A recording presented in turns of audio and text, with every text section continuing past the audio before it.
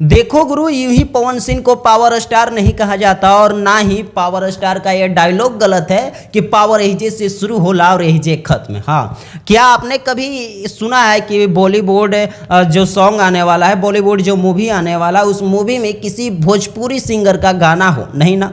लेकिन हम बता देते हैं, स्त्री 2 एक मूवी आने वाला है जिस मूवी में मेन लीड में नजर आने वाले हैं श्रद्धा कपूर और राजकुमार राव। इस मूवी में एक बहुत ही बड़ा सॉन्ग आने वाला है जिस सॉन्ग को पावर स्टार पवन सिंह ने गाया है, जिस गाने का बोल है आई नहीं। ये गाना आप सुनोगे तो आप भी झूम उठोगे, कहोगे कि क्या गाना है भाई। मतलब बॉलीवुड में भी भोजपुरी गाने का तड़का देखने को मिलेगा। हाँ, अभी कुछ दिन पहले जब अनंत अंबानी का शादी था तो उसमें काफ़ी ज़्यादा पवन सिंह को ट्रोल किया गया था। ये कहा गया था कि पवन सिंह से ज़्यादा पावर तो खेसारी लाल यादव के पास है। लेकिन उन लोगों के मुंह पर एक जोरदार तमाचा मारे हैं पवन सिंह बॉलीवुड में अपना एक गाना देकर। हाँ, ये गाना इस साल का सबसे बड़ा पॉपुलर गाना होने वाला है, जिसे सुनकर आप खुद झूम उठोगे।